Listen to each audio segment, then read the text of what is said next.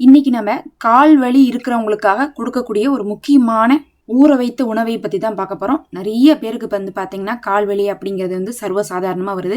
ஒரு 40 வயசை தாண்டிட்டாவே என்ன பண்ணுறாங்க, கால் வலி அப்படின்னு சொல்ல ஆரம்பிச்சிடறாங்க.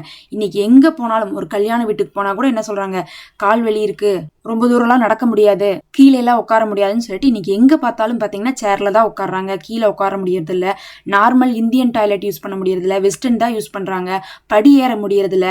இது எல்லாத்துக்கு மேலே வீக்கம் இருக்குது சிலருக்கு வந்து பார்த்தீங்கன்னா பலவீனமாக ஃபீல் பண்ணுறாங்க. இதுக்கெல்லாம் வந்து பார்த்திங்கன்னா என்ன சொல்லியிருக்காங்கன்னா 75% முதியோர்களுக்கு வரக்கூடிய கால்வலி அப்படிங்கிறது எந்த நோவுனாலே வரக்கூடிய கால்வலி கிடையாது. கால்சியம், விட்டமின் மற்றும் புரோட்டீன் வந்து உங்களுக்கு குறைவாக இருக்கிறனால தான் அது வருது. பொதுவாகவே நம்ம சின்ன வயசுலேருந்தே நல்லாவே வந்து ஃபுட்லாம் சேர்த்து அதில் சத்தெல்லாம் சேர்த்திட்டு வரவங்களுக்கு பின்னாடி கால்வலி வராது. சரி வந்துருச்சு, இப்போ எனக்கு 45 வயசு, இப்போ எனக்கு ஒரு 50 வயசு, நான் என்ன பண்ணணும்னு கேட்டால் இந்த கால்வலி வரும்போதே நீங்கள் என்ன பண்ணலான்னா, டெல்லியுடைய எய்ம்ஸே வந்து என்ன சொல்லியிருக்காங்கன்னா ஒரு ஆராய்ச்சி நடத்துகிறாங்க. அதில் சொல்கிறாங்க, சரியான உணவு முறையை மட்டும் மேற்கொண்டால் போதும் 90 வயதில் கூட 60% அந்த கால்வலி பிரச்சனையிலேருந்து நீங்கள் வெளியே வரலாமாவா. யோசிச்சுக்கோங்க, 90 வயது வந்துருச்சு, அவங்களுக்குலாம் ஏதாவது ட்ரீட்மெண்ட்லாம் பற்றி பேசினா நம்ம என்ன சொல்லுவோம், அவங்களுக்கு வயசாயிருச்சுப்பா, அவங்களுக்கு இதெல்லாம் சரியாகாதுப்பா, இதெல்லாம் வந்து அவங்க வயசுக்கு வரக்கூடிய நோவு தான் நாம்ளே சொல்லுவோம். ஆனால் வந்து எய்ம்ஸ் மருத்துவமனை என்ன சொல்லியிருக்காங்க, டெல்லியுடைய எய்ம்ஸு 90 வயதில் கூட சரியான உணவு முறை 60% கால்வலியை உங்களுக்கு ரிப்பேர் பண்ணிருக்காங்க. அப்போ அந்த சரியான உணவு முறையை நீங்கள் வந்து எடுத்துக்கொள்ளுங்க. விட்டமின், கால்சியம், புரோட்டீன் இது மூன்றுமே வேணும். நம்ம சின்ன வயசுலேருந்து எடுத்துக்கொள்ளும் போது எந்த பிரச்சனையும் இருக்காது. ஆனால் கொஞ்சம் வயசுக்கு மேலே ஆகும்போது நமக்கு ப்ரெஷர் இருக்கும், சுகர் இருக்கும், அது இருக்கும், இது இருக்கும். அது எல்லாத்தையும் பார்த்து அதுக்கு சூட் ஆகக்கூடிய உணவுகளாக தான் நம்ம எடுத்துக்கொள்ள வேண்டிய அவசியமும் வந்துடும். ஃபர்ஸ்ட் நான் உங்களுக்கு என்ன சொல்லணும்னா, கருப்பு எள்ளும் திராட்சையும். திராட்சையை பொறுத்தளவுக்கு கருப்பு திராட்சையை பயன்படுத்துவது ரொம்ப சிறப்பாக இருக்கும். கருப்பு திராட்சைனா இந்த காய்ந்த திராட்சை இருக்குல்ல, நம்ம இந்த பாயாசத்துக்கெல்லாம் போடுவோம்ல, முந்திரி திராட்சை, அந்த திராட்சை தான் நான் சொல்கிறேன். கருப்பு எள்ளும் திராட்சையும் இது ரெண்டையும் இரவு ஊற வைத்து காலையில சாப்பிடணும். இந்த கருப்பு எள்ளு இருக்கு பாருங்க, ஆயுர்வேதத்துல என்ன சொல்லுவாங்கன்னா, இது எலும்புகளின் நண்பன் அப்படின்னு சொல்லுவாங்க. இன்னும் கருப்பு எள் அப்படிங்கிறது வெள்ளை எள்ளை விட 3 மடங்கு உங்களுக்கு என்ன பண்ணும், அதிக கால்சியம் தரும். நமக்கு வேணுங்கிறதே எலும்புகளுக்கு கால்சியம் தான். அதனால 3 மடங்கு உங்களுக்கு அதிக கால்சியம் கிடைக்கும். இன்னும் அது மட்டும் இல்லாம ஜேர்னல் ஜெரியாட்டிக் மெடிசன்ல வந்து என்ன சொல்லியிருக்காங்கன்னு பாத்தீங்கன்னா, ஒரு ஆய்வின்படி ஊற வச்ச எள்ளையும் திராட்சையும் சாப்பிட்டு வருபவர்களுக்கு கால் பிரச்சனைகள் என்ன ஆகுது, வலிகள் இதெல்லாம் வந்து குறையுது. அதுலயும் 50% பேத்துக்கு வந்து எலும்பு முறிவு ஆகுவதற்கான காரணங்களே குறையுது. ஏன் முறிவு ஏற்படும்னா, ஏதாவது ஒன்று இடிச்சா உளுந்தாதான் வந்து முறிவு ஏற்படும். ஆனா பலவீனமா இருக்கவங்களுக்கு தான் இப்படின்டா என்ன ஆயிரும், அந்த மாதிரி ஆயிரும். சொல்லுவாங்க, ஒரு குறிப்பிட்ட வயசுக்கு மேல எதுவும் செய்யாத, கீழே விழுந்தா அவ்வளவுதான், எலும்பு முறிஞ்சு போயிடும், உனக்கு அந்த மாதிரி எல்லாம் ஸ்ட்ரென்த் இப்ப இருக்காது அப்படின்னு சொல்லிட்டு என்ன பண்ணுவாங்க, வயசானவங்க ஏதாவது வந்து கொஞ்சம் வந்து வேலை மெனக்கெட்டு செஞ்சா கூட வீட்டுல இருக்கவங்க சொல்லுவாங்க, பேசாம இரு, யார் பாத்துக்கிறது அப்படிம்பாங்க. ஏன்னா அவங்களுக்கு பலவீனமா இருக்கும் போது சீக்கிரமா எலும்பு முறிவு ஏற்படும். ஆனா இந்த ஊற வச்ச எள்ளையும் இந்த திராட்சையும் நீங்க சாப்பிட்டு வந்தா எலும்பு முறிவு ஏற்படுவதற்கான அந்த காரணம் குறையுது. காரணம் வெளியிருந்துதான் வருது, இடிச்சோ இல்லை விழுந்துதான் முறிவு ஏற்படும். ஆனா பலவீனமாக இருக்காது அப்படிங்கிறது நம்ம இது மூலமா தெரிஞ்சுக்கலாம். அது இல்லாம 30% வந்து பாத்தீங்கன்னா உங்களுடைய அந்த காலுடைய வலிமைங்கிறது ஒரு முன்னேற்றம் தெரியும். இப்ப நமக்கு ரொம்ப வலியா, வீக்கமா, இல்ல வந்து ஒரு பலவீனமா இருக்குன்னா ஒரு 30% உங்களுக்கு அதனுடைய வலிமை வந்து கூட்டப்படும்னு தெரிஞ்சுக்கோங்க. சரி, இது எப்படி சாப்பிடணும்னு பாத்திரலாம். கருப்பு எள் 2 டீஸ்பூன், அதே மாதிரி வந்து பாத்தீங்கன்னா திராட்சை 10. இது வந்து பார்த்தீங்கன்னா முடிஞ்ச அளவுக்கு நான் சொன்ன மாதிரி கருப்பு திராட்சையே வாங்கிக்கோங்க. சின்ன சின்னதாக இருக்கும், நீங்கள் பார்த்தீங்கன்னா தெரியும். காஞ்சி நமக்கு வந்து வீட்டில் பார்த்தீங்கன்னா நம்ம ஒரு ப்ரௌன் கலரில் இருக்கக்கூடிய திராட்சை தான் வந்து யூஸ் பண்ணுவோம். அது வந்து பச்சை திராட்சையை காய வச்சா அப்படி வரும். மற்றபடி வந்து பார்த்தீங்கன்னா கருப்பு திராட்சையை காய வச்சா அந்த கருப்பு கலரில் வரும். அந்த காஞ்ச கருப்பு திராட்சையும் வாங்கி நைட்டு ரெண்டையுமே, எள்ளையும் அந்த திராட்சையும் ஒரு கிளாஸ் தண்ணியில் ஊற வச்சுட்டு காலையில் எந்திரிச்சுன்னு வெறும் வயிற்றுல அந்த தண்ணியை குடிச்சிட்டு அந்த கருப்பு எள்ளையும் ஊறின திராட்சையும் வாயில போட்டு மென்றுங்க. பொதுவாக கருப்பு திராட்சையில வந்து விதை இருக்கும். நம்ம வீட்டில் பயன்படுத்தக்கூடிய முந்திரி திராட்சையில் இருக்கக்கூடிய அந்த ப்ரௌன் கலர் திராட்சையில விதை இருக்காது. அதனால வந்து விதை ஒன்றும் பிரச்சனை இல்லை, ரொம்ப மைன்யூட்டாக தான் இருக்கும்.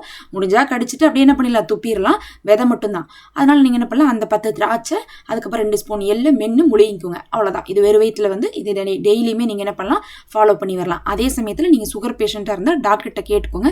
ஏன்னா இந்த திராட்சைங்கிறோம்ல இதில் வந்து சுகர் இருக்கும். அது வந்து சுகருடைய லெவலை வந்து என்ன பண்ணக்கூடாது, அஃபெக்ட் பண்ணக்கூடாது. அதனால உங்களுடைய லெவலை பொறுத்து, உங்கள் சுகர் லெவலை பொறுத்து நீங்கள் டாக்டர்கிட்ட கேட்டுக்கோங்க. மற்றபடி இது வந்து எடுத்துக்கிறது உங்களுக்கு ரிசர்ச்லேயே வந்து சொல்லியிருக்காங்க. அடுத்தது ரெண்டாவது மெத்தட் பார்த்தீங்கன்னா வெந்தயமும் அதோட சேர்ந்து வந்து பார்த்தா 2 வால்நெட்னா உங்களுக்கு தெரியுமில்ல, நம்ம வந்து முந்திரி திராட்சையெல்லாம் வாங்குறோம்னா அந்த மாதிரி வால்நெட் வந்துருக்கு. பார்க்கறக்கு வந்து எப்படி இருக்குன்னா மூளை மாதிரி இருக்கும், நம்ம தலையில் இருக்கிற மூளை மாதிரி இருக்கும். பொதுவாகவே இது வந்து குழந்தைகளுக்குலாம் கொடுக்கறது ரொம்ப நல்லது, மூளை வளர்ச்சிக்கு வந்து ரொம்ப வந்து சிறந்ததுன்னு சொல்லுவாங்க. இதில் 2 வால்நெட்டும், அதுக்கப்புறம் என்ன பண்ணுங்க, வெந்தயம் 1 ஸ்பூனும் எடுத்துக்கோங்க. இது வந்து பார்த்தீங்கன்னா வெந்தயத்தில் வந்து அதிகமான கால்சியமும் அயனும் இருக்குது. இந்த வெந்தயத்தை வந்து என்ன பண்ணுவோம்னா ரெண்டையுமே, இந்த வால்நட்டும் சரி வெந்தயம் சரி 1 கிளாஸ் தண்ணியில் நீங்கள் நைட் ஊற வச்சுருங்க. ரெண்டுமே வந்து பார்த்தீங்கன்னா நைட் ஊற வைக்கிறோம், காலையில் வெறும் வயிற்றுல தான் குடிக்கிறோம். நீங்கள் 2ல் ஏதாவது ஒன்று செய்யுங்க.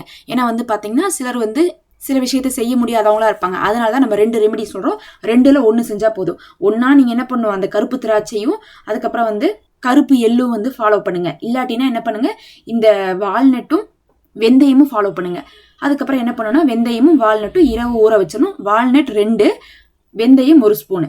இதே வந்து பார்த்தீங்கன்னா உங்களுக்கு சக்கரை நோய் இருந்தால் வெந்தயத்தை வந்து என்ன பண்ணணும், குறைச்சிக்கணும். நீங்கள் அரை அந்த மாதிரி வந்து குறைச்சிக்கலாம். பொதுவாக நம்ம வெந்தயம் வந்து சாப்பாட்டில் சாப்பிட்டுருக்கோம், இருந்தாலும் நம்ம காலையில் சாப்பிட்றோம்ல, அதனால வந்து அரை ஸ்பூன் அந்த மாதிரி குறைச்சிக்கலாம்.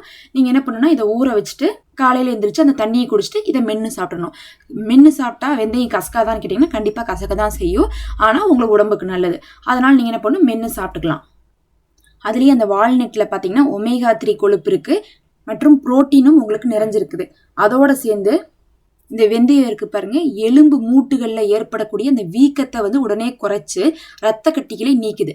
அப்போ அது ரெண்டையும் வந்து சேர்த்து நம்ம ஊற வைக்கிறது மூலமாக என்ன ஆகுதுன்னா பைட்டிக் அப்படின்னு சொல்லக்கூடிய அமிலம் அழிக்கப்படுது. அப்படி அமிலம் அழிக்கப்படுவதனால அது வந்து உங்களுக்கு தசை சேதத்தை சரி செய்து புதிய செல்களை வந்து உருவாக்குது. அதனால இந்த காம்பினேஷனில் நீங்கள் எடுத்துக்கலாம். அப்போ நான் முதல் சொன்ன 2 காம்பினேஷனில் ஒன்றோ இல்லை இந்த 2லையோ ஏதாவது ஒன்று நீங்கள் என்ன பண்ணலாம், ட்ரை பண்ணலாம். எல்லாமே நைட் ஊற வைக்கணும், காலையில் வந்து தண்ணியை குடிச்சு போட்டு அந்த ஊறினதை வந்து என்ன பண்ணணும், மென்று சாப்பிட்டுக்கணும். சுகர் பேஷண்ட்டாக இருந்தால் அந்த கருப்பு எள்ளு கருப்பு திராட்சை சொன்னோம்ல, டாக்டர்கிட்ட கேட்டுக்கோங்க. ஏன்னா கருப்பு திராட்சை வந்து உங்களுக்கு வந்து என்ன ஆகும், சுகருடைய லெவலை வந்து மாற்றுறக்கு சான்ஸ் இருக்குது. 2வது மெத்தடில் பார்த்தீங்கன்னா சுகர் பேஷண்ட்டாக இருந்தால் நீங்கள் வந்து வெந்தயத்துடைய அளவை குறைச்சிக்கணும். 1 ஸ்பூன் போடக்கூடாது, அரை ஸ்பூன் போடணும். இதை ட்ரை பண்ணி பாருங்கள், கண்டிப்பாக உங்களுக்கு ஒரு இம்ப்ரூவ்மெண்ட் தெரியும். இந்த மாதிரி உங்களுக்கு ஏதாவது ஒரு விஷயத்துக்கு ஹோம் ரெமடிஸ் வேணும்னா கீழே கமெண்ட் பண்ணுங்கள், என்ன பிரச்சனைன்னு சொல்லிட்டு அதுக்கு தகுந்த ஹோம் ரெமடிஸ் போடலாம். அதிகமாக பொதுவாக இருக்கக்கூடிய பிரச்சனைகள்லாம் இருக்குது பாருங்கள், அதிகமாக இந்த இடுப்பு வலி, முட்டி வலி, கண் பார்வை மங்கிறது, அந்த மாதிரி வந்து பொதுவாக இருக்கக்கூடிய பிரச்சனைகளாக இருந்தால் எல்லாருக்கும் பயனுள்ளதாக இருக்கும்.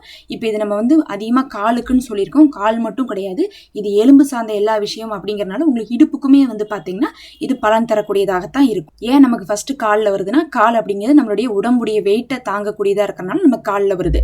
அடுத்து பார்த்தீங்கன்னா உங்களுக்கு இடுப்பு வந்துடும், ஏன்னா உட்காந்துக்கிட்டே இருக்கிறோம்ல. இன்னொன்று அந்த இடம் தான் இடுப்பு பகுதி கொஞ்சம் வந்து என்ன ஆகணும், வெயிட் போடக்கூடிய இடம், அதனால அடுத்தது இடுப்பு வலியும் வந்துடும். 2க்குமே இது உங்களுக்கு சிறந்ததாக இருக்கும். இது பயனுள்ளதாக இருக்கும்னு நினைக்கிறேன். மறக்காமல் லைக் பண்ணிக்கோங்க, சப்ஸ்கிரைப் பண்ணிக்கோங்க.